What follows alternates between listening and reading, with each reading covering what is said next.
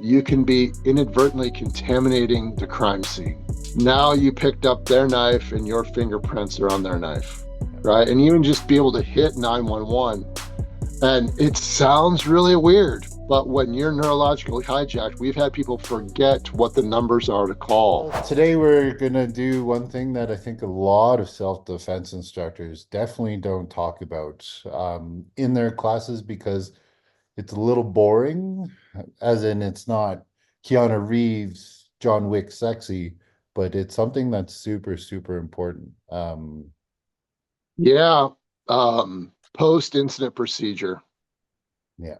In after layman's action, terms, what are the steps to take? Um, I'll start by saying this. You can do everything right in defending yourself mhm, during the incident and then mess up what happens afterward yeah, and get yourself either put yourself in more danger, yeah, depending on what's happening, or find yourself in a lot of legal trouble, hmm, right? Or in jail. So yeah, um it's something I want to jump off on that you were saying. Um this is something that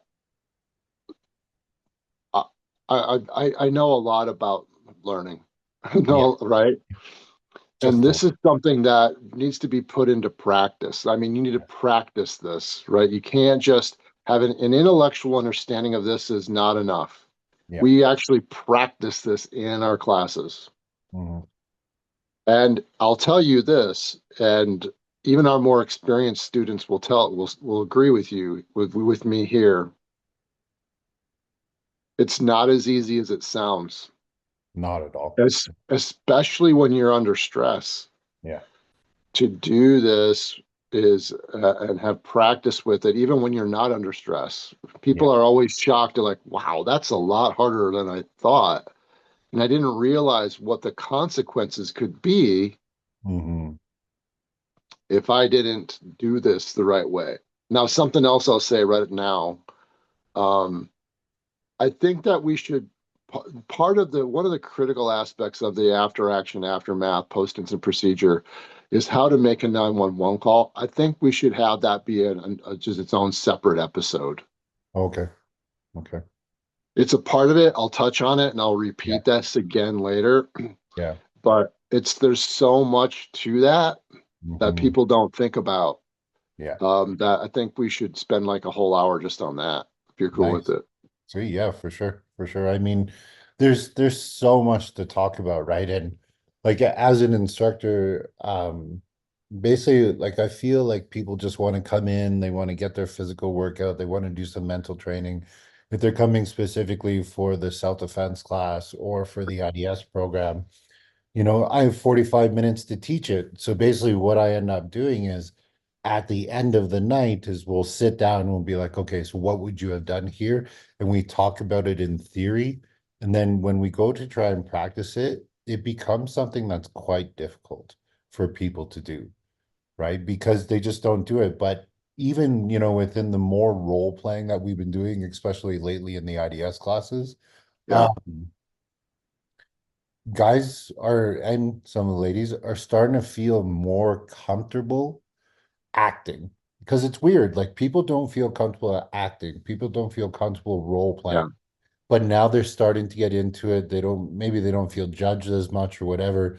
And they're like, okay, Yeah. like that's I think a big thing that people have to get past in order to do these things. Yeah. I would agree with that. Yeah. Um, let's just get into it, man. Sounds good. One last thing here. I want to let you know that there'll be some things that I'll be talking about legally, or that will bleed over into some legal areas. And while Okay. I know a lot about that, Yeah. I want to tell you that I'm not a lawyer. I consult lawyers, Nice. and that you should really consult what the laws are in your jurisdiction, wherever you're at, Good catch. and what kind of what's happening in your area specific to these things. I also want to say this up front. Um, this is something that IDS is, these steps are something that IDS has spent a lot of time developing. but there can be some variations. I know that there are other places that teach us a variation to it, and I'm not here to argue against that at all. Yeah. Most of the time, there are some times where I'll hear advice on how to deal with post-incident procedure from professional organizations that I'm just like, wow, like that's just, I can't even believe that you would even say that, Yeah, yeah, like, yeah. so you got to be careful with the stuff out there. And I'll tell you, like, you got to be, and same with what I'm going to say and what Kevin's going to say today, like, do your due diligence and can decide for yourself. Hmm. And ultimately, how you handle this post incident is going to be up to you. Yes. And we're going to put forward a framework for you to work with. Okay.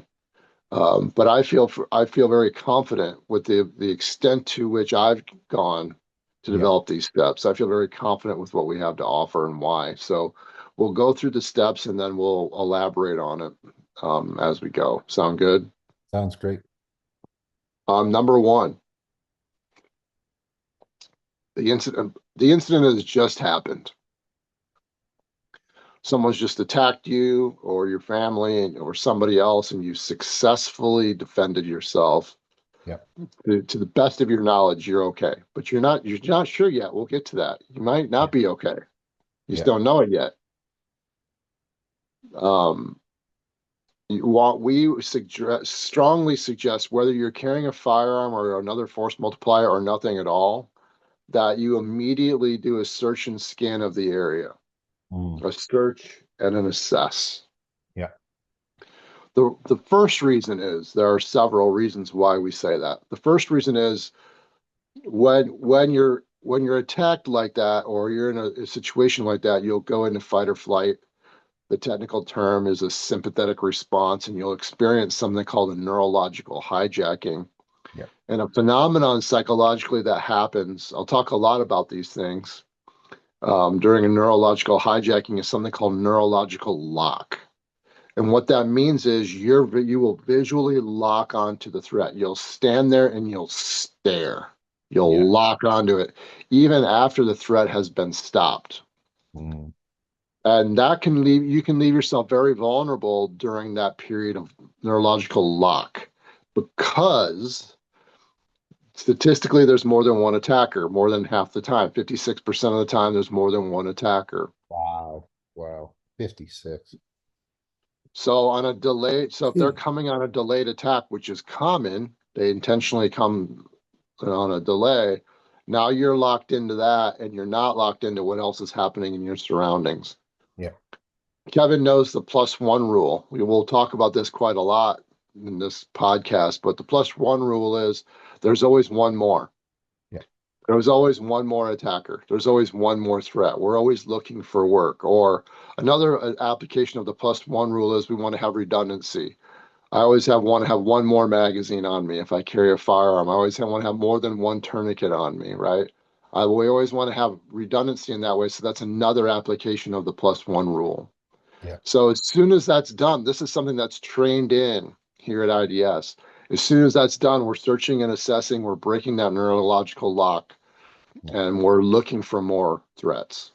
Nice. That's the first reason. Anything you want to add to that? Yeah, I just call it head on a swivel. I actually don't know where that term came from. I'm gonna say it was in the army, right? I just remember probably my sergeant or master corporal like yelling at me, like, "Get your fucking head on a swivel, goat!" Yeah, Right? Because it's yeah, you've engaged with the first target, you're looking, you're scanning, you're seeing what's going on. And I think I just always translated that into martial arts, but I got a funny story actually. So when I first started teaching Kung Fu, I was 19 years old. I gave up a really good sales position at the time to start teaching for $6 an hour, right? Yes, that was minimum wage. My mom was so mad. She's like, "What are you doing? You're going to be successful." And I was like, "Well, I'm not happy." Anyways, so dojo crashing in Calgary in those years was a big thing. So I just got hired on full time at a place, and basically, my Sifu at the time, I would be eating lunch and he would sneak up behind me. He was freaking ninja quiet and he would smash me in the back of the head with a shinai and what are you doing? You could have been jumped there. So, my head was always on a swivel everywhere I was going. So in the army, when it just reiterated it, I was like, okay, fantastic. But now it's one thing I do with my students is they know once the threat is finished, once the person is becoming incredibly defensive and no longer offensive, is it keep hands on them, get the head on the swivel, take a look at what's going on, and then try to egress, right? If possible. And it is really hard to break that neural link until you start punching them in the back of their head when they're not looking because they don't think about the actual threat. And, when you said 56%, I'm such a data guy, I was like, I got to do this more with my students. If they're Yeah, going to see this possibility, like I'm always telling them, head on a swivel when you stand up and get away, head on a swivel when you sweat them or get back up, right? But 56% of the time, that's unbelievable, right? Like yeah, there's a lot more training that needs to be taken. So yeah. And we even take it a step further, and I know that you do this too. Like when we're in the clinch, we'll start looking around immediately to see where the secondary attackers are, so we can use them, the primary attacker, as a meat shield, right, or as a yeah, human shield, yeah, so that we can stack them up and have barriers. There's tactics that we can do there. yeah, So you'll get better and better at expanding your situational awareness, nice. right? It's called action capacity. Your action capacity will expand, and you can take on more processing the more Hmm. that you practice the stuff. Yeah. The other reason is if you're carrying a firearm, I'll do both with your if you're with carrying a firearm or not with some of these variables. You'll remember you're not wearing ear pro, Yeah. and Yeah. you just fired a gun. Yeah. So you probably will have auditory exclusion. And I'll tell you this, even if you're not carrying a gun, what happens under stress? Most people have probably experienced this when they're in an extreme level of stress that they can't hear, Yeah. right? And you see it in movies a lot where you'll have that ringing that happens and you can't hear anything or just sort of right. Yeah. And so you can't hear what's going on. And so you're going to have to visually be able to look around to, we call it gather intel. Mm. We want to see what's happening in your environment out even beyond that. Like maybe you're with loved ones and you need to look to make sure, is everybody else okay? Yeah. Yeah. Yeah. Right? So We'll look visit around. the family, Is make it everyone better. else okay? Is there anybody else that I need to go to their aid? Yeah. Or another reason too is there might be law enforcement there already and you don't know it. And if you have a weapon in your hand, Yeah. I'll tell you this, and this is an area that I disagree with a lot of firearms instructors on. Even ones that have been Delta Force, their context isn't the same, by the way. They'll teach you to have your muzzle go with you as you look. And Uh-oh. that's a really bad idea for people Yeah. who are citizen defenders. And Yeah. if for law enforcement, the moment that muzzle moves toward them, you're gonna get shot, Yep. Yep. assuming they're skilled enough to actually hit you. But that's another conversation. But seriously though, for those at home, Yeah. you think I'm just being an asshole, look up Yeah. what the annually what the hit percentage is for law enforcement. Okay. But that doesn't mean it's something you want to mess with. Okay. Because Yeah. Yeah. For sure. but and no matter what it is, I recommend even if you have an edge weapon in your hand or whatever, force multipliers, keep them pointed downrange, meaning where the last threat was. Nice. And then search and assess. There's different ways that we teach how to do this mechanically, not important right now. Yeah. Yeah. But you need to do that. We need to gather more intel as we go.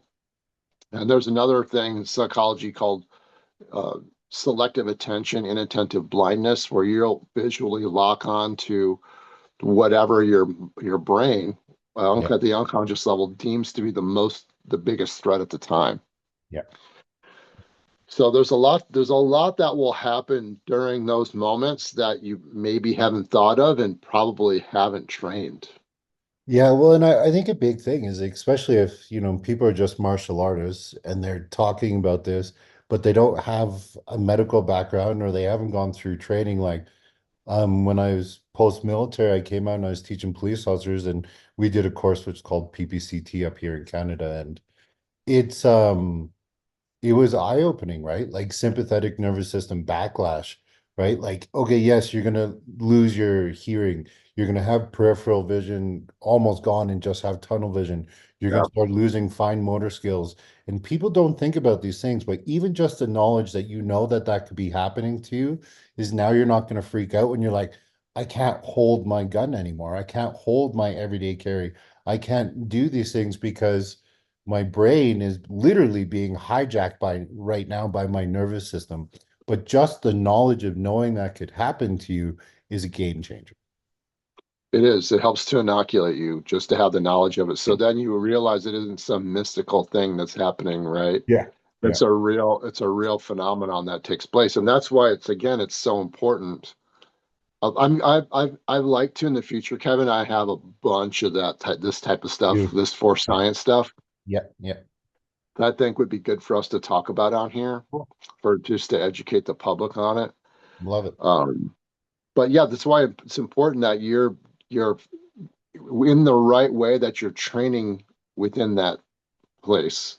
Yeah. Not Yeah. too much, not too often. That's another conversation that can have adverse effects. Yes. If you ease into it, for most people, it's going to be important, but have some exposure to that so that your body and your mind have know how to operate in that place, Yes. so to Yeah. speak. So important. Next, unless you Next, have more. numero dos. So I used to say it like this, but I say it a little bit differently now. But here's how I have it. I used to say retreat to the safest possible location after you've done your search and assess. Okay. But then I realized I might already be in the safest possible location. Mm. You don't True. know, right? So if I say, Yeah. Mm. if I make the presupposition that you should retreat, well, yeah, you'll want to create some distance if you can from the threat, Yeah. but maybe the room that you're in or the immediate location is, in other words, you want to find the safest possible place that you can be. Yes. Yes. That's a very valid point because I always tell them to run away, but they might be running into the bat Worst, who's outside, who's sitting in the getaway car, and then all of a sudden you come running out, and now you got to deal with them right away. Hmm. right? Or any other variation of it, right? Yeah. And what are some principles that I look for the safest possible location? I look for a level of cover, meaning bullets can't hit me. Okay. And I look for a level of concealment so I can't be seen. Ideally, a combination of the two. Yeah. For me, ideally, I want to get to a location that's far enough away from the threat that I can safely defend myself. I Yeah. also like to be able to keep an eye on the threat Mm. because they might just be in shock and come back into reanimation. Yeah. And I like to also have multiple avenues of retreat if possible, more Mm. than one way to get out of the position that I'm in if that threat becomes active again or another threat starts to engage me. Yeah. Yeah. So those are some of the things. Just a little caveat here, for that's a little bit more advanced. It's a firearm thing that we teach. Okay. It's really we like to combine stages. So home, if you can just kind of bear with what I'm going to say next, but one of the stages that I'll teach coming up here, you can put it in this stage in two different places. This isn't a linear process necessarily, so I want to go a little bit out of order Yeah. sometimes. Yeah. We are in the habit now that while we're searching and assessing, once we know that we have a moment, we'll perform a tactical reload. Or while we're in transition between searching and assessing and moving to a place of cover and concealment or whatever, Hmm. we're in the process of doing a tactical reload at that time. And what that means is we're taking out our partial magazine Yeah. if we've used our firearm, Yeah. and we're topping it off with a fresh magazine, Yeah. and then we're retaining our partial magazine. Nice. So that way we're really saving the time, right? If I'm going to go from here and go 10 feet, there's Yeah. time for me to do a tactical reload, so my magazine's topped off, I'm ready by the time I get to cover. One Yeah. might also argue get to cover first, Yeah. and then do a top off. So you'll have to, your training will help you to make that decision on the fly during those split seconds. But I just want to add this, like, you can add these little nuances to it before we even get to that part. And there's different variations with other force multipliers, but you get the Yeah. idea. Yeah. Yeah, that's super smart, right? Because it's things that people don't think about. I mean, with a firearm, it makes perfect sense, right? But it could be with anything, Yeah. right? Because you really don't know, right? It might not even be your own weapon in your hand. It might be somebody else's, right? Or something that you have to grab. Yeah, this just gets so like Oh everything else yeah. that we talk about, it's not super clean. Like it gets things get messy and things go out of Yeah. order, especially when you're under a lot of stress and compressed Yeah. time. And Yeah. so the main principles are the thing to remember and the Okay. things that you want to train in. But there are reasons why we take these. There's a hierarchy to the steps that we're taking, by the Yeah. way. Yeah. So the next one is if you're a real man and you carry a firearm. Um, You should be carrying a backup magazine, and that's the time that you'll want to top off if you haven't already, as we just touched on that. I blended those stages. Yeah. Then after that, it's a really important one. Check yourself for injuries. Yeah. Yeah. You may not know that you're injured. Yeah. You probably won't know that you're injured, even if you have a severe injury. Yeah. So some things that you can do when you're doing that is pat. We call it pat yourself down. Yep. So we're patting. You can't see my hand, but I'm patting my torso and I'm looking my neck, everything. I'm patting myself everywhere and I'm checking my hands to see if I have blood on them because I might be bleeding and I may not know it. Yeah. Also, I may be bleeding internally, and it's not uncommon when you're going into shock that you won't bleed externally at first because your blood will move into your inner extremities. It'll move toward your inner organs. Yeah. And but if you have a metallic taste in your mouth, if you haven't been hit in the mouth, which you may have been and not know it, Yeah. that's a sign that you're bleeding internally. Yeah. And the smell of blood too, right? That kind of that that kind of smells like coppery kind of smell Yeah. to me. Yeah. That's a clue for you that you're bleeding somewhere. Yeah. It's the amount of stories that I heard when training police officers was pretty unreal. One of the guys was involved in a fight, right? Suspects went hands on right away, right? He takes him down, ends up getting cuffs on, throws him in the car, right? His partner, kind of closes up. He's like, okay, he's like, I'm just gonna go through my pats down. He's like, man, he hit me with such a good kidney shot. Like, wow, man, he must have been a boxer or something. Boom, touches it, sees a little bit of blood on the hand. The guy had a knife and he had no idea the whole time. Yeah. So he was actually stabbed in between his vest on the side. And he said that once he touched it and he brought attention to it, is when the blood started actually exiting his body. Right. And it's those little tiny things, a lot of, unless you've done an amazing amount of first aid, you have no idea that's going to happen. And that can shock a lot of people right away. That could be another episode that we talk about in the future. Like, what are the main things to know with your traumatic first aid? Just the Yeah. things that you can do or stopping bleeding. Yeah. Um, the when I was stabbed, I didn't know. Mm, I didn't know at first. yeah. Okay. It took time for me to know that. I thought I was punched, right? Yeah. Um, yeah, so that's a really important thing, and it's something that you'll probably, if you're not in the habit of doing it, you'll overlook it. And Yes. now you're bleeding out and you don't know it. You'll start to feel queasy and weak, and next thing you know, you're going out. Yeah. And but if you're checking yourself right away, you might be able to stop that bleeding and stabilize yourself, um, and save your life, right? That also bleeds into, no pun intended, the priority of life, priority of work, Mhm. which we've talked about in the past a little bit, but everyone else's life depends on yours. So we need to Yeah. preserve your life first and then everyone else's. Like when you're on a plane, put your oxygen mask on first. Yeah. Um, so we'll talk about next we'll talk about check yourself for injuries, but then aggressively treat yourself for injuries. Mhm. So that's the first step. Treat yourself for injuries first. Yes. Treat your loved ones for injuries second, right? Yeah. Imagine that you're treating them for injuries.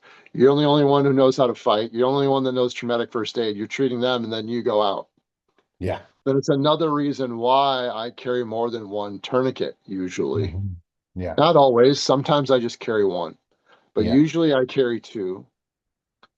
Um, I'm fortunate where my wife is has my wife was in the military, and she was a corpsman in the military, so she works in surgery every day, so she's more skilled than I am at that.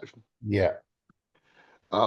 And by the way, just as a caveat, whenever I go somewhere with her, when we get in the car, I'll say to her, babe, I'm carrying at the 3 o'clock position Yeah. my weapon, or I'm carrying at the appendix position. Then I'll ask her, what position am I carrying it, honey? And she'll go, 3 o'clock position. And then I'll say, I have a tourniquet in my right cargo pocket. I have a tourniquet, or I have two tourniquets in my right cargo pocket, babe. Where are my tourniquets? She'll go, in your right cargo pocket.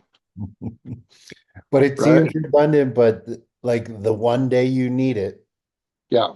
is I'd rather need and not have it than have it not need it. Yeah. I spend 10 seconds to annoy my wife, and I get through in that. Right. Yeah. But if those 10 seconds might be worth it. And almost always when I'm carrying, Kevin knows this. We've been in the car together and going places where I'll tell him I'm carrying. I'm just so you know I'm carrying, and here's what position I'm carrying at. Yeah. Um, It was the so very just a little, first thing you did actually, right? When you yeah, picked me up from the airport and once we got in and then we parked to go to a lunch at the mall and you were like, okay, I should probably let you know. And I was like, God damn, we're in America now. yep. Like it was a big difference to me. I wasn't shocked, but like I was like, actually, I was like, okay, yeah, like that would be something good Yeah. to know. And Like, Kevin had a conversation about that with our waitress. I don't know if you remember that. yeah. She was like, what? What's happening? Yeah, it's Yeah. crazy. And then so treat yourself for injuries first, treat your loved ones second, then Yeah. bystanders third. Okay. So if there's other people in the area that need treating, that's how I look at it. I'm sorry if you're in my immediate area and I'm bleeding out first, and my wife, I'm going to treat us two first, and then Yeah. it'll get to you. We're gonna, and then you get into triage and all that kind of stuff, which is a whole nother conversation. But you get the idea. Yeah. Yeah. There's a hierarchy here. After that is one that the next one is, unless there's anything else you want to add there. I would add in on the bystanders as long as you feel it's safe is actually treating the person that you may have injured. Right. It's a video that I did. I just called it the recovery position video of you've knocked somebody out, you're safe, everything's good. Now you can provide them with some first aid. And a lot of people are like, I'm just running away. I don't give a shit about that mofo. Where other people are like, oh man, that's really compassionate of you. You must be Canadian, right? Like there's just so many different comments because excuse me, I think it's something that just people don't think about, right? But then now the law side comes in and are you going to cause more damage than harm? And oh man, it was so Yeah. controversial. That's why, When we get to that part, yeah, um, we will, um, we'll talk about what the pros and cons are for doing that, so people can decide for themselves, because there are pros and there are cons to it. 100%. Um, but it's an interesting, it's an interesting and important point for the audience to think about, because maybe they hadn't, right? Yeah, yeah, Whoa! Boom! The self-defense industry is broken, wouldn't you agree? Have you gone from martial art to martial art looking for the responses that you need to have for a self-defense situation? Well, I spent 35 years training in martial arts. I acquired 7 different black belts to find out that when I pressure tested their shit, it didn't work. So what did I do? I had to come up with my own system. Make sure to check it out at budobrothers.com. Build the confidence you need to stay safe. The next step is one that people overlook most often. and we make it a point to really emphasize this, after you've gone through the previous steps, it's time to start to calm yourself down intentionally. Yeah. Start taking some big deep breaths from your diaphragm. Start to let your muscles relax. Start to slow yourself down. It's not just going to be a switch that just magically just turns off. Yeah. Right? You're still going to be amped up. Okay. But it's going to begin the process of flipping from sympathetic to parasympathetic, from fight or flight response to relaxation response. And if you're bleeding yourself, that's going to be very important because it's going to decrease your blood pressure, which is going to slow down your bleeding. Yeah. And a lot of other things. There's a lot of other things that are happening there psychophysiologically that are going to be important for you. And one of them is your brain. You remember you've been in experiencing a neurological hijacking where you've been in that primitive survival mode, or some people will call it that reptilian brain has now taken over, for lack of a better term. Yeah. We all know what we're talking about there. And what happens is your brain starts to disintegrate. And what that means is the brain wave activity is so fast and high in amplitude, and the different lobes and centers of your brain aren't communicating with each other. And the prefrontal cortex and the frontal lobe, which is the executive part of the brain, isn't in control. Yeah. And so when you start to breathe and relax, what happens is the brain begins to reintegrate. The different lobes of the brain begin to communicate with themselves. The brain waves start to slow down. Blood pressure decreases. There's a correlation there too. Yeah. But what happens is you'll start to regain your cognitive functions and your physiological functions.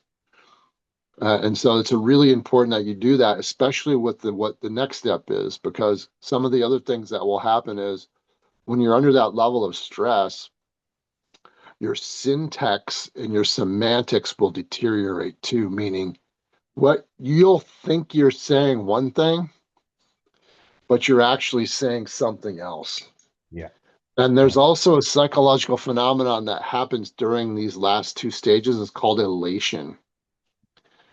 And elation is sort of like, I experienced this after the first time I went skydiving. When someone narrowly, whether it's literally or not, when they perceive that they've just narrowly escaped death, there's an elation that happens that you just survived.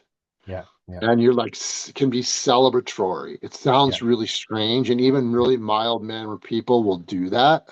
And you don't want to be celebratory if you've just hurt somebody. Too short. So to start to calm yourself down really helps to mitigate those psychophysiological phenomenons, to set yourself up for making the 911 call, which is the next step. Nice. Yeah. So one, you probably will struggle to manipulate your phone, to even get it out, to the fine motor skills to dial 911 or whatever the heck it is in Canada. It's still 911, bro. Come on. It is? Yeah, in Europe it's 999, or at least it was when I was traveling there. According to Trump, you guys will become our next state. You know that, right? I really hope so. Did you know that he just said that? Yeah. He's been talking shit about Trudeau, saying Dude, Trudeau that was blown up all over the internet, right? Where he's I been am, saying that. I'm in I love Alberta. it. He said Trudeau is the governor of Canada. Yeah. He's like, well, if you don't want to lose a whole bunch of money from the tariffs, you should just become the government of Canada or the governor of Canada. Yeah. Yeah. Anyway, Um, and you guys will just become a state. Anyway, I digress. But hey, that's fun. That's fun, right? it'd be Anytime I have fantastic. an opportunity to talk a little shit. By the way, it's not the Kevin who's the one who's talking shit about Trudeau. It's me, Trudeau. So you can come and talk to me. Okay. If you follow me on Facebook, you'll see. Anyway, we digress. But I think our audience would appreciate that a little bit. I think every Canadian would agree. But making that 911, now you're starting to make the 911 call, right? And even just be able to hit 911. And it sounds really weird, but when you're neurologically hijacked, we've had people forget what the numbers are to call. Like they forget Wow. 911. Wow. Isn't that crazy? That is. Wow. Hmm. We've had people unable to talk. Yeah. I've seen that before. I've seen their just inability to actually formulate. But I mean, I label or I chalk all those up as they're in shock more than they are anything else. And then that's where for me is I would be putting them into a semi-seated position immediately to try and get their breathing under control. Yeah, it's super. It's a super important stage. And then like I don't know. What do you think? We have exact stages that we recommend people follow for the 911 call. Do Yeah. you agree that we should wait and have that be its own episode, or do you want to do it? Yeah. I mean, it's it's a tough one, right? Um, because of what you should and should not say, right? I think it's And just also the order that you go in. yeah, yeah. Like if you can succinctly say it in less than a minute, and then we can expand on it in another episode. But just to kind of give the audience an idea of like, okay, call 911 and say what, right? Well, don't get yourself in trouble. Don't admit to fault. Man, okay, I'm just telling you, when we do this, it's going to open up a whole bunch of cans of I know, worms. I know, I know. We'll But do our I'm best. just going to Yeah, I just had another call come in, but okay, I'm just going to go through it quickly. And I'm just going to tell you there's a real logic to it. There yeah, are real reasons that have been super well thought out and researched and all this kind of stuff. So I'm just going to go through it. Number one, give your exact location. nice. Okay. Where you are first is a reason for that. Two, a brief generalized description about what just happened. Generalized Yeah, description of what just happened.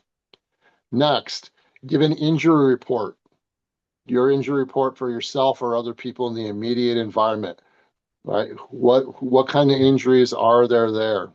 Um, Next, give yourself give the 911 dispatch your description, what your first name is, and what you look like and what you're wearing.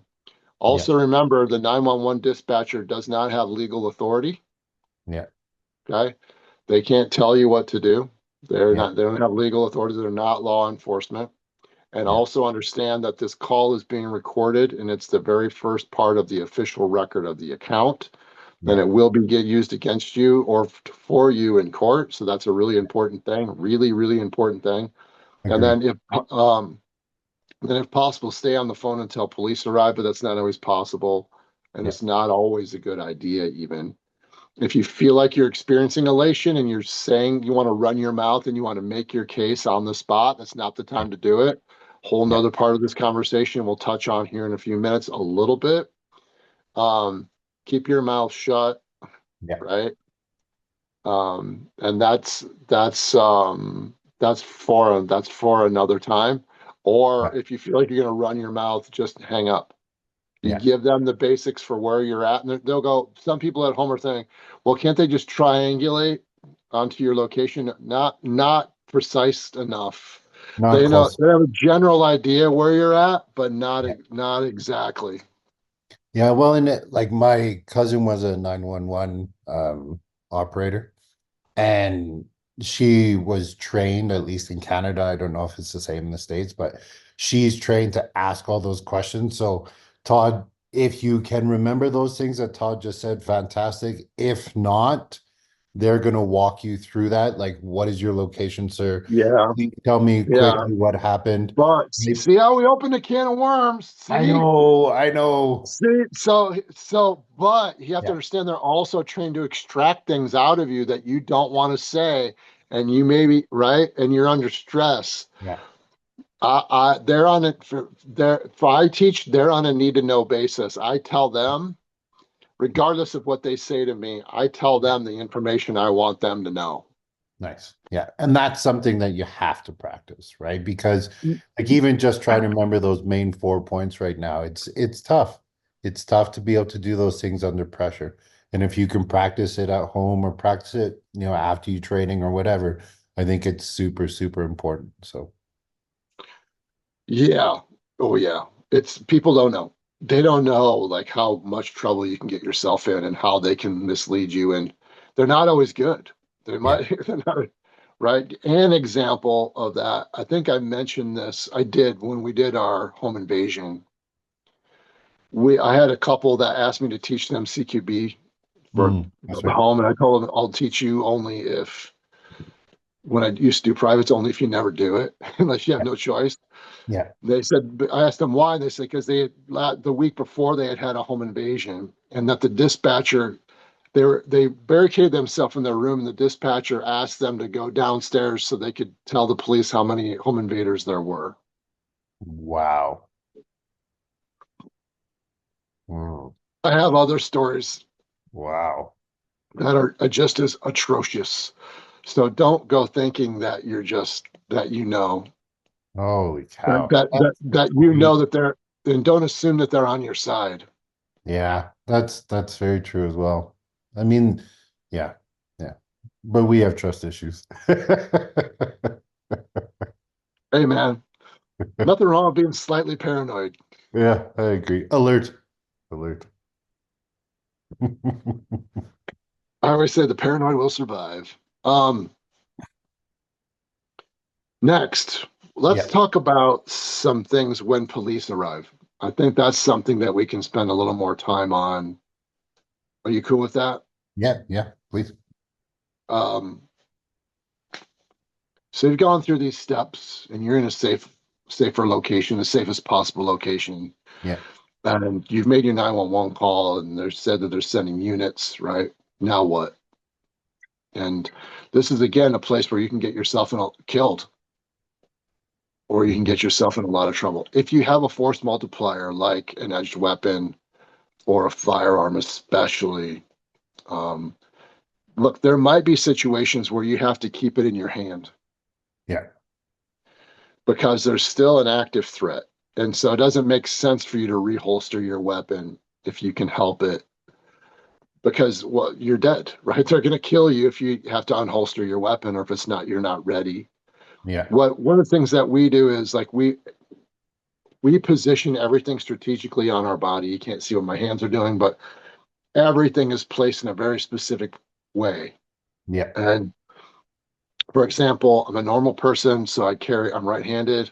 I carry on my right side or appendix, but I carry my cell phone is stored on my left side, usually in a cargo pocket or my left pocket or my left rear pocket. So that way, if I have to keep my weapon in my hand in a high ready position, I can access my cell phone and use my cell phone with my left hand Mm, while I keep my weapon ready in a ready yeah. position. Yeah. Yeah. So everything, no matter what I'm doing, is positioned in a very specific way. Yeah. However, if possible, say you see lights or you hear sirens or whatever, or you hear them coming and giving commands, and they have to identify themselves, Yeah. right? Yeah. At some point, ideally, you want to have your weapon holstered. Yes. And you'll hear all kinds of bullshit about this out there, just like, geez, like, you know, no, you should unload the weapon and you should place it on the ground in front of you. I'm like, okay, well, what if you need it, right? Like, there's like, it gets just ridiculous. So I have interviewed law enforcement ad nauseum about this personally. Like, where do you want to see it if it's a firearm? Yeah. Like in the holster. In the holster is best for us, in the holster is best for you. But you don't always have that as a luxury. So here's how you'll see how some of these stages blend together. So bear with. Again, it's not necessarily a linear Yeah. concept. Yeah, for sure. So do you remember when I talked about you'll have auditory exclusion, or you probably will, or tunnel vision, XYZ, right? Yeah. You may need to have your weapon in a ready position. And now you hear law enforcement giving commands, but you can't really make out what they're saying Mm, because they're behind you. mm, What we recommend doing during situations like this is saying, Officer, I'm experiencing auditory exclusion, sir. I'm experiencing auditory exclusion, sir. I can't hear you, sir. They'll understand what that means. yeah. Yeah. Even if it's not a firearm, if it's another form of force multiplier, that's a real threat to them. Yeah. Yeah. Remember the previous stage in the 911 call, you gave your description, so they'll know who you are. Yeah. Yeah. Okay. And so what I'll say is something like, officer, I've got auditory exclusion, sir.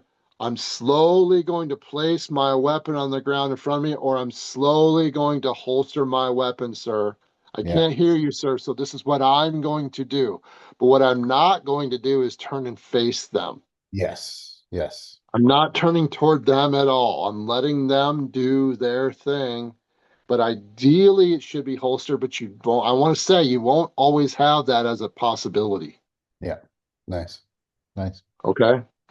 Because of the limitations of live fire and the restrictions of most live fire ranges, we've realized we have to do things differently, and we want to do things differently.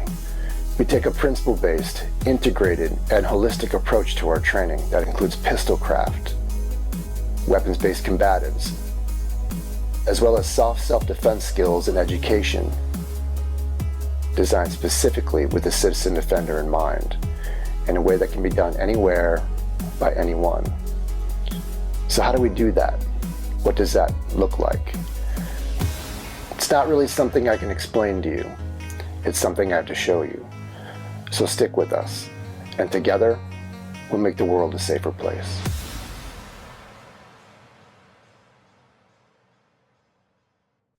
Next, cooperate. Follow their commands. Just no matter what's going on, you're not going to win that fight, and it's not going to bode well for you Yeah. if you aren't being cooperative with them. Yes. Relax, cooperate. And if there's issues that you feel like you need to work out with the law, that comes later. Yeah. Nice. Not right now. Not a time to fight. Even if you're in fight or flight and you have the urge to fight, you might unconsciously have the urge to fight and not know why. Yeah. Do the best you can to cooperate with them as much as you possibly can. Nice. Nice. Next piece. You'll hear it commonly said that you should just automatically, in the United States, it's called plead the fifth. Plead the fifth means keep your mouth shut so you don't say anything that will incriminate you. Yeah. Okay. This is primarily speaking to the United States. Yes, you still have your Fifth Amendment right. We'll talk about that in a second. But there's important information that you're going to want to share with law enforcement for many reasons. And the first one is this. You want to point out who the attacker is. Mm. That sounds weird, right? Like, why would I need to do that? Isn't that obvious? No, it's not. Yeah. Yeah. Because during the chaos of everything, if they were unconscious, or even if they weren't, there's a chance that they got up and walked away, or while all this stuff is happening, they can just sort of slip out of the scene and no one knows. So one of the first things you'll want to do is point out that's the man that attacked me right there, or that's the woman or whatever the pronoun is. I don't know. I don't know. That's the thing. The person that attacked me. I don't know what to say. I don't understand that stuff. But that's the person that attacked Justin me right Trudeau there. would say that's the people. This is what kind of world we live in. But that's a plural, and it's only one person. Do you see how this gets so? Anyway. So you want to point out who the attacker or the attackers were. Yeah. The next thing is you'll want to point out the evidence. Mm. Do you see that knife right there? That's the knife that they attacked me with. Mm. Do you see those shell casings over there? Those are their shell casings. Do you see that firearm? That's the firearm that they attacked me with. Do you see that baseball bat? Whatever important evidence that there is, that's what you'll want to point out. Also, we'll get to this the next step, but let's talk about some of the reasons why that's so important, because evidence can very quickly disappear. Mm. Maybe they have a friend and their friend comes by quickly and grabs the evidence and takes it with them. Yeah. Maybe there's shell casings that get blown away and they get blown down a drain, or they get picked up in the tread of tires for car or shoes. Yeah. The evidence that will help you can disappear. Mm. So we very quickly want to point out what that evidence is, and that's on the record. And what else are you communicating with law enforcement? This is a responsible citizen offender who's really well trained. Yes. They know what to do. They're being cooperative with us. They're actually helping us do our job. Yeah. Yeah. right? So that's going to help you a lot. So point out the evidence, point out the witnesses. Do you see that person over there? See that person over there? They saw what happened. Yeah. Do you see the video cameras there? These Yeah. video cameras recorded the whole thing. So Yeah. there, I'm helping them figure this stuff out because I know I did nothing wrong. Yeah. So I'm gonna point those things out. If not, that very important piece of evidence can slip through the cracks. So what's the difference then? Like you talked about pleading the fifth, but then you're also like giving them information. I'm not pleading my case. Okay. I'm not telling them what happened. Okay. All I'm doing is saying that's the guy that attacked me. Yes. Okay. There's the evidence. There are the witnesses. There are video cameras. That's all that I'm saying. Okay. So just I'm thinking like from a personal point of view as I'm filing this within my brain of point out the evidence and that's it. Just point Okay. out things like because it's So what they're you're saying, pieces of the story without telling the story. yeah. So what you're saying is simplifying it, like because it's all evidence. That attacker is evidence. Yes. Yes. Yes. The tools that they use, the weapons they use was evidence. The witnesses Yes. are evidence. Yeah. Yes. Yeah, that would be a cool simplified way to put it Yeah. for sure. Yeah, because it would be hard, right? To like think of how many things now the audience has to remember, right? They have to remember how to make a good 911 phone call. They have to remember, all the things that we haven't even talked about what the incident was, but that's a whole nother thing. So they've had to go through all of this. And this is why it's so important that we have these discussions so that people they can at least prepare mentally so that it's not as much of a shock, when that neural response just gets fucking hijacked because there's a lot of people that have never thought about this stuff No, ever. and it's very real because I've had students when I used to teach bigger CCW classes. I've had students who have been in shootings. Yeah. And that when you're the instructor, you're legally liable for things that they did based on what you taught them. So if you're a Yeah. firearms instructor, those are things you need to think about. Yeah, for sure. You haven't lived until you've had a defense attorney and defense teams interrogate you and go Wow. through your training materials and you have to submit your training materials as evidence and Yeah. then they said to me, I don't know what you taught them, but they made that 911 call perfectly. Nice. Nice. Sick. Right. Yeah. Yeah, because sort of a bit of a consolation prize for that, but that's not pretty unnerving.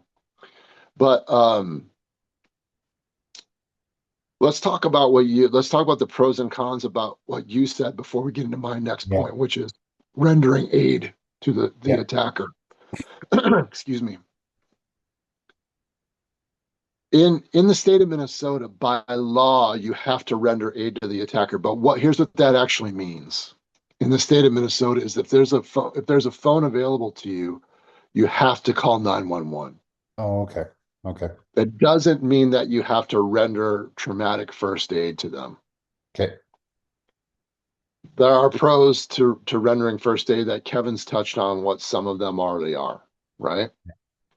The cons to doing that are as follows, and I'll let the viewers decide what they want to do. It's ultimately up to them, right? One, you can be inadvertently contaminating the crime scene. Now you picked up their knife and your fingerprints are on their knife. Wow, I never went there. Oh, Now you pick up their gun and your fingerprints are on their gun. Now, don't get me yeah. wrong, sometimes you have to. Yeah. Yeah. So at some point during the fight, you want to control it. But I usually recommend moving it with your feet and controlling that in a way that your fingerprints aren't on it, if possible. Yeah. It's not always possible, Yeah. but whatever. Okay. So there's one. Also, now your footprints, if there's blood, your footprints are all over that place as well. And Yeah. other weird things that happen that makes it look like you are the aggressor. Mm. if they don't have witnesses or video cameras or whatever, they can look Yeah. really bad. Yeah. Next, they can reanimate. And now, when a person goes unconscious, what happens is the moment that they reanimate, they'll start doing the last thing that they were consciously doing. Yeah. So if they were fighting and they reanimate, they'll continue to fight. So if they have a weapon in their hand and you're close to them, they'll continue to fight when they reanimate. And that time in between will be completely lost. They won't even know that was gone. Yeah. You see that all the time in MMA fights, Yeah. right? Buddy Uh-huh. gets knocked out and then goes after the ref, and he doesn't even know it's the So ref. He's just still fighting. yeah, so we don't want to assume that they're done Yeah. fighting, Yeah. right? So that's another reason you could be putting yourself in harm's way if you go close to them. Yeah. Next, you don't know what kind of bloodborne pathogens they have. Yeah. They could have bloodborne diseases or parasites or other pathogens that they have that can be a serious problem for you later. Yes. So, pros and cons to doing that. I'm Yeah. not ever going to say never, Yeah. or I'm not going to say one or the other. Yeah. My general preference is I'm not going to, Yeah. but that's not always the case. Yeah. Especially if it was somebody that I knew, like I knew, and they had Yeah. a mental illness that was Yeah. known or something like that. I'm like, yeah, I'm gonna, you know what I mean? So, and that's probable that could happen that way. So, Yeah, very much so. I mean, it's a tough one, right? And I think a lot of people, one, will they even call 911? I actually like that, providing first aid is just calling 911, because at least the people that I've trained call it rendering aid. rendering aid, okay, nice. Um, it they've just been so bad at first aid that I wouldn't want them to touch me. Right? Because and like it's so funny, whatever when I posted Yeah, that, that's another thing. You could make things worse if you don't know what you're doing. especially, yeah, like if you knock somebody out and they hit their head or they possibly broke their neck, and then you go and push them into the recovery position, like I've built my version of the recovery position to be for safety, right? Yeah, Like I remember when I was in school for occupational and rehab therapy assistant, and they're like, "You're doing the recovery position wrong." I'm like, "I'm doing it for my safety." And they're like, "What do you mean?" I'm like, "I don't pull people into me because now they're facing me. I go yeah, behind and I push them," and they're like, "Okay, that makes sense," and blah blah. But yeah. right, it's Or just, roll them on their side so they don't choke out. well, and Things like that's that. like I've actually saved people's life. My life was saved with that because of my tongue, right? And so there's all these little things, right? But it's also, if you are by yourself and you roll that person over and it snaps their neck, Yeah, right? Like now you're in trouble just because you tried to help them. So, but would you rather have a broken neck or be dead because you choked on your own vomit because you knocked yeah, out when you woke up, you started throwing up? Like, and that's why yeah. it's so, It's a lot. It's tricky, man. yeah, It's it just is. tricky. So you'll have Mhm. to make that decision in the moment, which is why Yeah, training is so important, right? agreed, agreed.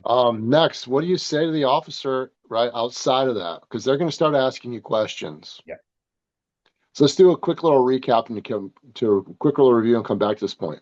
yeah, Weapons should be holstered, follow commands, point out attackers, point out evidence, point out the witnesses and cameras, and then they're going to start to ask you questions. yeah, for sure.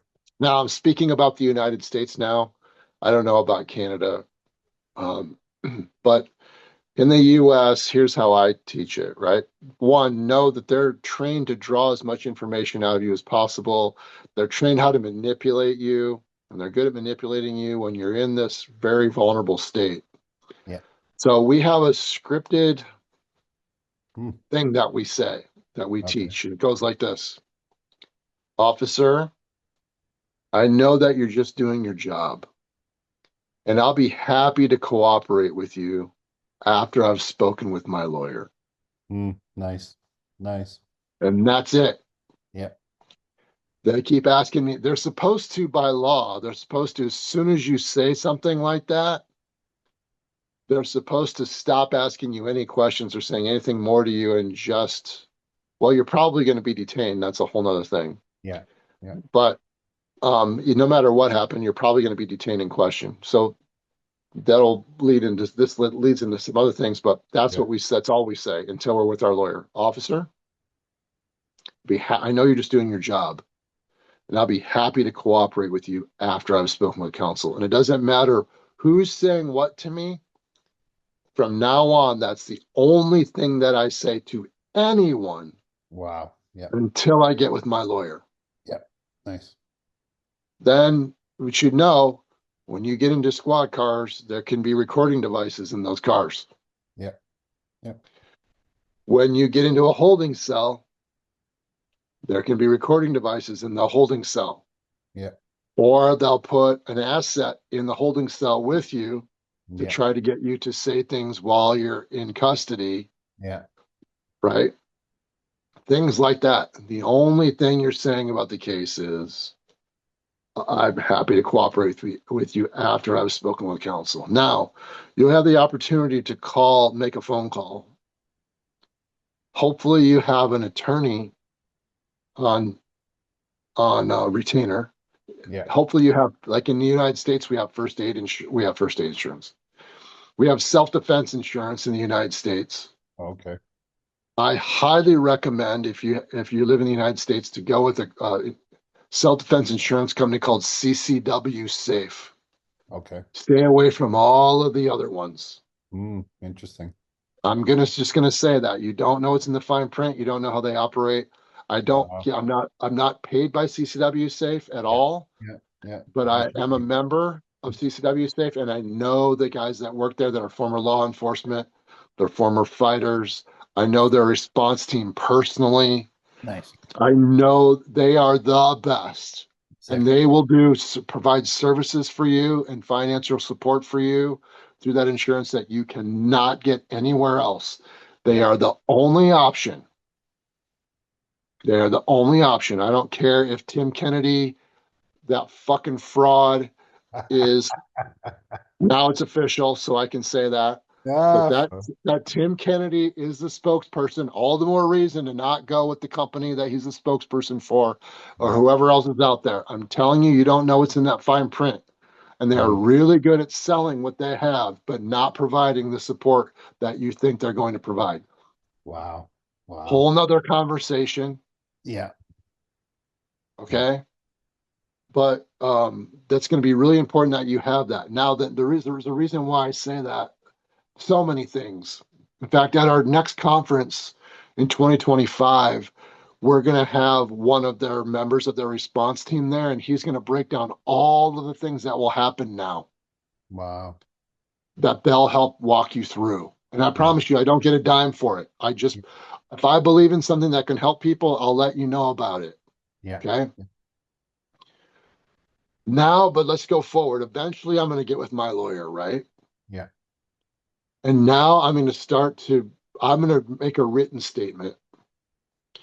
And that's going to happen many times because your memory gets really distorted. That's a whole nother thing, right? And so you can write that and rewrite that many times and have conversations. Your lawyer should be versed in helping you to recall certain things. Something that I'm versed into and how to trigger the memory of the event. Yeah. Tell the truth. Yeah. But there are ways to phrase things and not phrase things legally. Yes. Yes. That you may not realize. Yeah. Okay. And this is your official written statement. Write that and rewrite that many times with the supervision of your lawyer. Mm. And take all the time that you need. Mm. Your lawyer will help you with the timeline, but don't rush it. And don't take too long. Yeah. And as things come to you, then you go back and write them down and continue to rewrite your statement. Yeah. That's going to be a really important thing, but expect to get arrested, expect to get booked, expect to be taken in until you sort things out. But what I want to get is make that phone call to your lawyer. Yeah. Yeah. I don't recommend calling family right away. Let your lawyer contact your family. Yeah. because especially like, let's just say you were in an incident and now, especially like people like Kevin and I, like we're a little bit more high profile when it comes to the self-defense world. Kevin Goat, the goat of self-defense, was in a self-defense situation, and now it's all over social media, and then people are talking about the story and what happened, even though it's incorrect. Mhm. Yeah. Right? And or Todd Fossey was involved in a shooting, firearms instructor, and now the news is there and the whole thing, right? Yeah. And you created a lot more problems for yourself than you already have. Yeah. No matter how justified you were, no matter Yeah. how well you did, now Yeah. you created a bigger problem. Yeah. So I'm like, I would probably even talk with my lawyer. Like, I might even say, like, let's just wait to contact family right now. Let's just give it a second, Yeah. and let's work this out. Let them know something happened. Let them know I'm okay. But we'll be giving them information as they need it. That's probably how I'm gonna handle it. Yeah. Yeah. I mean, that's great advice, right? It just goes back to that whole first aid thing is until you can take care of yourself, why would you bring other people into it kind of thing? Right. And I mean, it's a tough situation, right? Like in Canada, like I don't have my lawyer on speed dial. I mean, the only phone number I remember is my girlfriend, right? Like there's really not too much. So it's like, I don't have a lawyer I could call. I would have to Google criminal defense lawyer. What I do is I have a card in my wallet Yeah. with the phone number on it or the phone number to CCW Safe.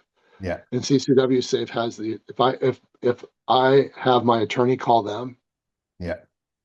then they'll pick which attorney that they have on retainer in my area. I see. Okay. Ideally, what you want to do is, and what I've done is I've reached out to whoever the attorneys are in my area that are on retainer, Yeah. and I've decided which one I already want. I see. Okay. So be like, I'll tell them, and it's written on my card, like, hey, Yeah. call this number. That's the one I want. Yeah. Yeah. Right. Yeah. Because Which you may not, we don't have. and it may not work that way, right? Like now the attorney goes, oh, you don't want me? I'm like, no, I want theirs because they're specialized in this area. Yeah. I don't want a public defender if I can help it. Yeah. Yeah. Right. And it might not even go that way. Like your response team might come out first Mm, before you even get with an attorney, and they might start helping you through that process. So I don't know exactly how it's going to go, but interesting. Yeah. something like that. Yeah. Well, I mean, I've never even heard of self-defense insurance. Like that is definitely not a thing, at least that I know of here, You right? should look it up. You I should look will it for up. sure. I will because that's it. It's not Especially like you expensive. said, for somebody like you and I, like that makes a lot of sense because we're screwed. Any People kind of don't, situation, like we're screwed. sorry, I interrupted you. Um, People don't realize all that's involved with that, and they Mhm. don't realize the expense. Yeah. I mean, it's crazy. The incidental expenses, even like CCW Safe will cover your incidental expenses. Hmm. Like, let me give you an example that I had never thought of before until I started talking with them. Yeah. And I'm just really lucky that I get to know those guys personally. Yeah. There was a case where one of their members was in a shooting, and the shooting was in their front yard.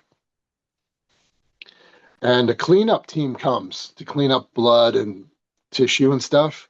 Yeah. And I'm like, I didn't know that. Yeah. And this cleanup team was going to charge an exorbitant amount of money to clean up in the yard. No And they were way. like, no, we know how much this costs. Here's what we're going to pay. Yeah. Okay. Like, I would have never known that. Like, my wife would probably just No been like, idea. okay. And Yeah. there are all these Get it little out of here. Yeah. Then you there get are a these $10,000 incidental bill. expenses that are not small amounts that add Yeah. up to be huge amounts of money, even outside of the legal expenses, right? Mhm. And so that there are a million things like that that they Wow. are highly trained to manage for you. Yeah. Yeah. That's awesome. That's really, really great advice. Do you know if there's anything like that? Because I mean, CCW is obviously concealed carry, but do they have a Canadian equivalent or? Not until they become a state of the United States. Oh, please, please. I'm sure there is. I'm sure there Yeah, is, and it's not expensive. yeah, Literally, there's different plans, right? for sure, for sure. There's different plans, but it's not expensive. I pay it annually, Yeah, and you're talking about in U.S. dollars. It could be hundreds of thousands of U.S. dollars and up to close to $1 million. wow. But you're not just getting them like the other companies they'll find ways to not pay you. Yeah, Like, okay, CW Safe won't do that, yeah, and they'll find ways to not pay you, and there are just so many factors that are involved, and they'll just say, okay, well, here's your money, good luck, wow, crazy. without offering support, because they're just like CW people, safe people, like their response team are highly trained, and and here's what I also like about them, and they actually care. Like they're fighters. Yeah, yeah, They do MMA. They do, yeah, right. They're yeah, fighters. They're yeah, grapplers. They're former police officers. So they understand. Like, I can talk with lawyers and I can lose them in a second with yeah, why I did what I did. They won't understand at all why I did yeah. that. But a trained person will know and understand. Oh, they did this particular technique for this reason, Yes. because you're operating with a level of IQ that most lawyers don't have. Yeah, yeah. So true. Almost none. Almost none have. Yeah, yeah. Wow. Wow. Super cool. I'm definitely gonna have to check that out. I would. Yeah. Yeah. It's yeah, self-defense law or I self-defense. was a guest on there. They have a podcast, and I was a guest on there too. Yeah. Yeah. If the audience should check out their podcast. They do good stuff. Cool. Yeah, well. Sweet, man. So, I mean, that's a lot, right? I think for a lot of people, they would never ever think about these things, right? I mean, the only thing that I've really, because I know a couple cops, is they're going to try and interview on the spot. They're going to try and get more information from you 24 hours later, and then they'll contact you 7 days later. And I believe that's what you're talking about when your memory starts coming back, right? And you're going to get phone calls. You're going to get all these different things from these cops or these people, and their intentions, in my opinion, are good. They're just trying to figure out what's happening. But if you say something wrong, you could be incriminating yourself, right? And let's just say, like, worst case scenario happens, the guy's okay, but he actually has a brain aneurysm and he ends up dying, right? And now you don't have insurance, you didn't handle things properly, and now you actually, like Todd said at the very beginning, is you did everything right except for the post incident, right? Except for what took place after, and now you're in jail for the rest of your life, right? It sucks that we have to go through these things, but at the same point, as we say all the time, prevention is number one. Get your head on a swivel, have good situational and environmental awareness so that this doesn't happen to you, right? That's real self-defense, right? I posted a video yesterday on Christmas, and it was, just because you know martial arts doesn't mean you're good at self-defense. And oh man, so many butts were hurt. It was unreal. This is trash. This is garbage. I fight all the time. I know how to defend myself. And I'm like, wow, you're just proving you have no idea what real self-defense is. But that's the world we live in, right? These steps, I hope that people go back and watch this again. I hope that you write down the steps that I said. Um, I hope that if you have questions, ask them in the comments. Yeah. I hope that you rehearse it, Mm-hmm. and I hope that you rehearse it frequently, and I hope that you rehearse it under stress. Yeah. Nice. Controlled amount of stress or high low, whatever Yeah. you want, whatever you're comfortable with, but that's important. And you will think, oh, I got this. You like, here's how, like, when I teach this, I start by giving them a handout. Smart. And so when they're doing their rehearsals at first, I'm like, yeah, look, well, look Yeah. at it. Do that. Yeah. Like, it's okay. Yeah. Look at it. And then let's slowly go through it where you'll need that less and less. And if you Yeah. need to look again, look again. Yeah. And even then they can mess it up while they're looking at them. They'll go, oh my gosh, I'm like messing this up while I'm looking at it. I'm like, wait, Yeah. yeah, now wait till someone just tried to kill you. Holy shit. Yeah. And now you're trying to get all this stuff right. So I thought it was going to be important for us to have this conversation. And there's Love, way more to it, of love. course, Yeah. but I sincerely hope that you take this seriously. And if you're a good martial artist and you haven't been practicing this stuff, this is to me, like, this is like so basic. This is so entry level. And so I'm just telling you right now, you think you're good at self-defense because you're a good martial artist. One, you might not be as good of a fighter as you think, Yeah. just because you're a big fish in a small pond and you're ready for it and you're squaring off and it's right. Yeah. And you're having a sparring session. Yeah. Um, but this is entry level. So Yeah. they're like the most basic. So if you think you're good at self-defense and you don't know this, Yeah. that's your first clue that you're suffering from the Dunning-Kruger effect and you don't know anything about self-defense. Yeah. Yeah. That's why I love these podcasts, man. I mean, it's always nice to catch up with you, but it's everything that I've always thought about, everything I've always believed, everything I've always wanted to do. And then I met you and, we came, together, and it's really cool because you have everything that backs up everything I thought, right? But now here's the actual for science numbers. Here's all of Yeah. well, I mean, the neurology and the side of everything, right? It's my first aid training. It's my hanging out with cops. It's my teaching police officers. I've been privy to a lot of moments in my life to get me to where I am. But, it's like we're this like awesome, I was gonna say tag team. Yeah, you could be Macho Man. Oh yeah. I don't know who I would be though. How's this? Oh, there you go. How's this? I gotta work on my. No, but yeah, it's a good compliment. And the important thing is that those that are watching understand that this is real information that you really need to know. All these things that we talk about, Yeah, like, we're not putting things out for the sake of putting things out. yeah, yeah, We're not putting things out because it's sensationalized stuff that's really sexy. Some of it might be, but it's the unsexy stuff that you need to have mastery of. yeah. Well, and fighting is sexy. It can look sexy, right? But that's when you're in a martial arts gym. Step outside Should of we? the gym, and now it becomes ugly, right? But can you train ugly in your gym? If you can train ugly, you're already doing better than 95% of the industry.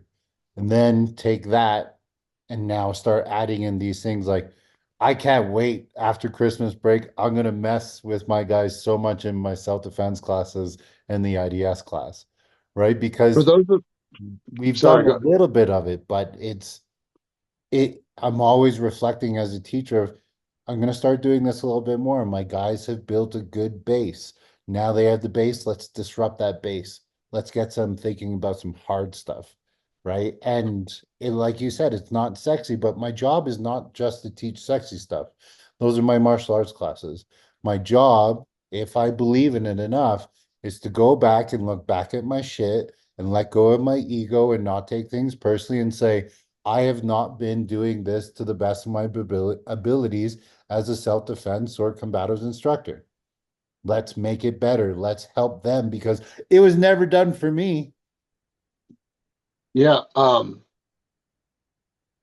give for those who are martial artists who they think that they're good fighters, okay, or whatever, and you think that's enough. Let me give you an example. Kevin knows I teach something called Firearms Fridays at one of the most prestigious and elite martial arts schools and gyms in the world. And literally, my students in there are among the best martial artists and professional fighters alive on planet Earth. Okay. And literally one of them is one of the most renowned martial artists who have ever lived. Yeah. And he's one of my students.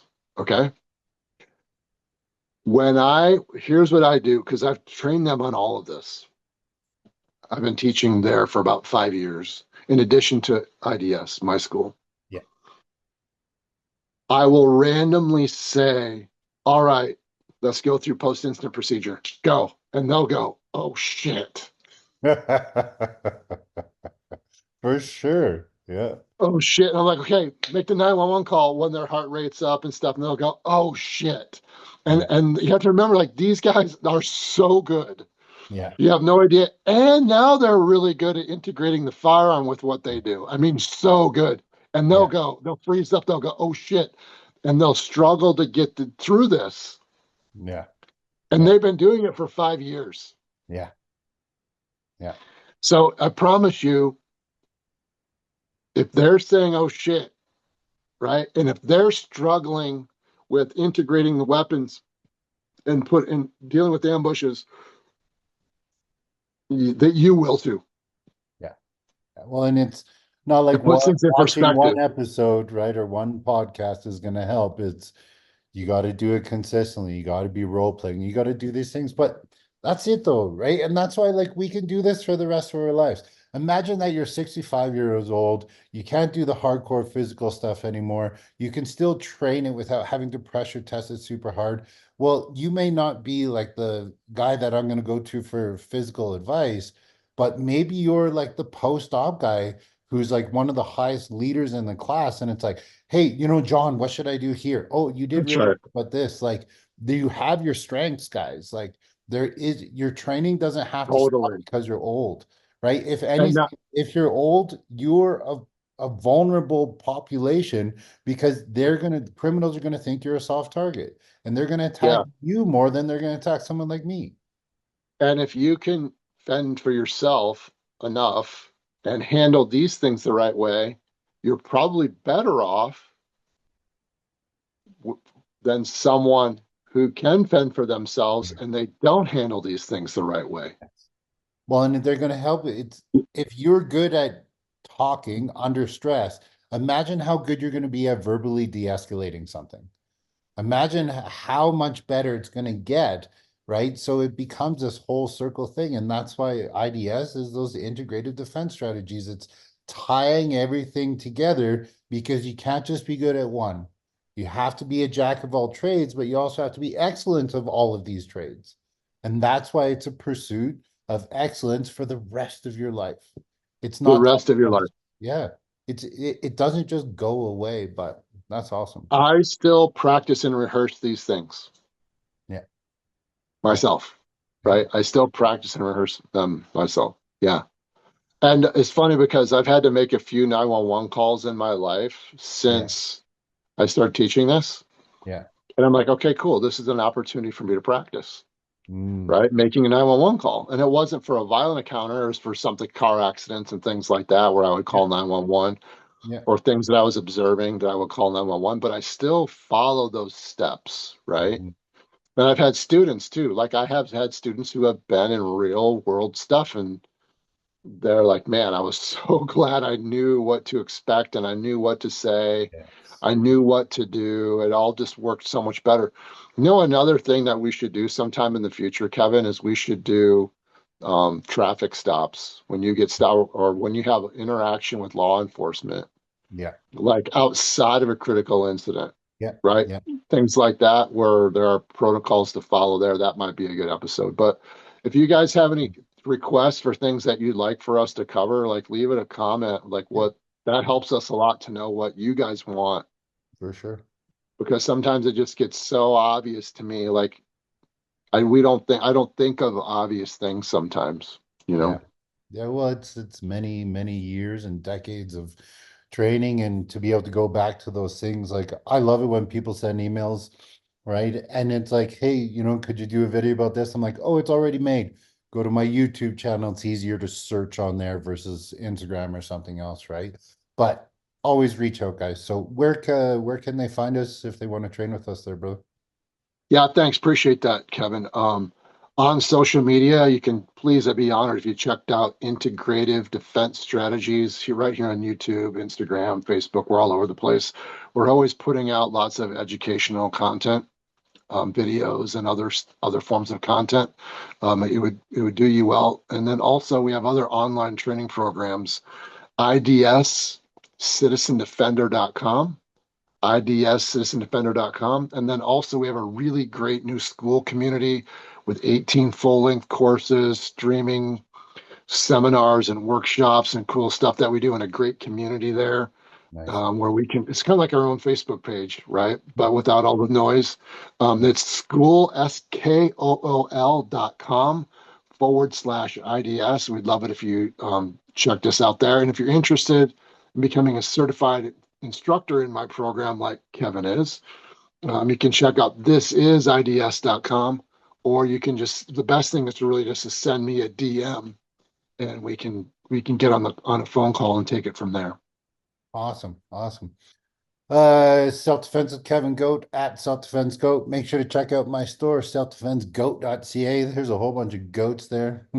If you want to hire me to come teach you guys or something like that, let me know, calgarygongfu.com, or just go to the website on there and find me that way, guys. As always, Todd, such a pleasure. We will see you soon, brother. Okay, take care. Thank you, Stay man. safe, everybody. You're welcome.